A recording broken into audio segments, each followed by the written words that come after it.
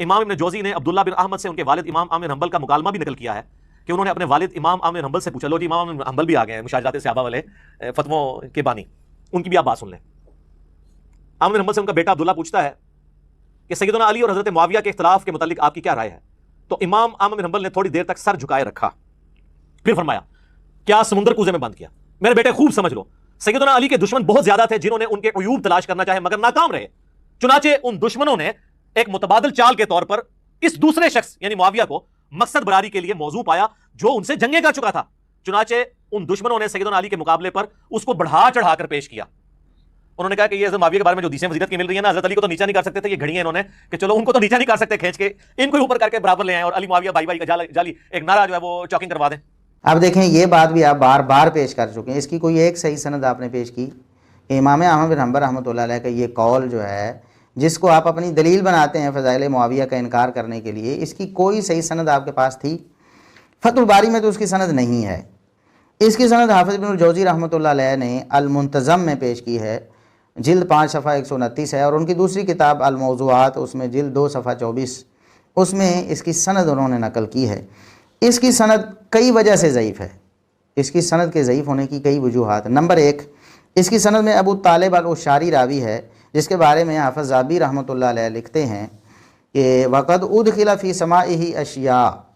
اس کے سماع میں یعنی اس نے جو سنا تھا، حدیثیں لکھی ہوئی تھیں یا اس نے یاد کی ہوئی تھیں یا اپنی کتاب ایک مرتب رجسٹر بنایا تھا، تو اس کے سماع میں کچھ چیزیں داخل کر دی گئی اور ایسی اشیاء جو باطلہ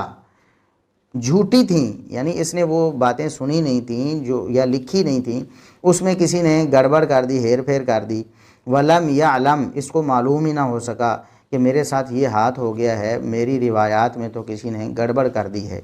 یہ تاریخ الاسلام امام ذہبی رحمۃ اللہ علیہ کی کتاب جلد 10 صفحہ 24 میں یہ الفاظ آپ اپنی سکرین پر سکین بھی دیکھ سکتے ہیں۔ اسی طرح سیر و اعلام النبلاء میں یہی حافظ ذہبی رحمۃ اللہ علیہ لکھتے ہیں وقد ادخل فی سماعہ ما لم یتفتن لہ، ان کے سماع میں ایسی چیزیں داخل کر دی گئیں جن کا انہیں پتہ ہی نہیں چلا، انہوں نے سمجھا کہ یہ میری اپنی ہی لکھی روایات ہیں، لیکن کوئی ہاتھ کر گیا ان کے ساتھ۔ اب جو ایسا شخص ہے اس کی روایات ہم کیسے قبول کر سکتے ہیں جن کے بارے میں محدثین بتا رہے ہیں کہ ان کی روایات میں گڑبڑ ہو گئی تھی اور انہیں پتہ ہی نہیں چلا کہ گڑبڑ ہوئی ہے۔ میزان الاعتدال میں حافظ ذہبی رحمۃ اللہ علیہ لکھتے ہیں کہ لیس بحجۃ، یہ قابل حجت نہیں، اس کی بات کو دلیل نہیں بنایا جا سکتا۔ اسی طرح میزان الاعتدال میں ہی وہ لکھتے ہیں کہ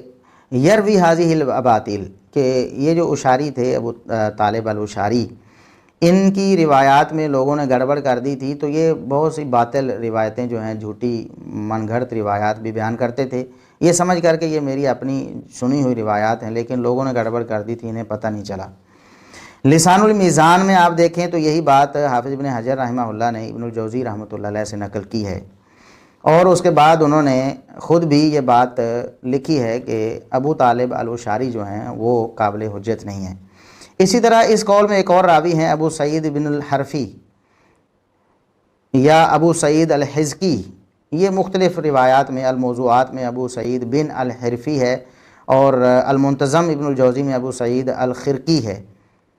تو اس کی تعیین و توثیق مطلوب ہے۔ جو شخص کہتا ہے کہ یہ قول صحیح ثابت ہے وہ اسے چاہیے کہ یہ ابو سعید ابن الحرفی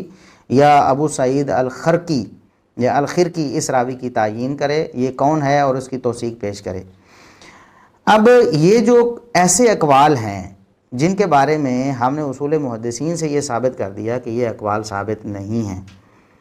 ان اقوال کو پیش کر کے سیدنا معاویہ رضی اللہ عنہ کے فضائل کا انکار کرنا یہ کتنی بڑی بددیانتی ہے، کتنی بڑی ہٹ درمی ہے۔ اگر مرزا صاحب کو پتہ نہیں تھا اور انہوں نے فتح الباری سے پڑھ کر ویسے ہی اعتماد کر لیا،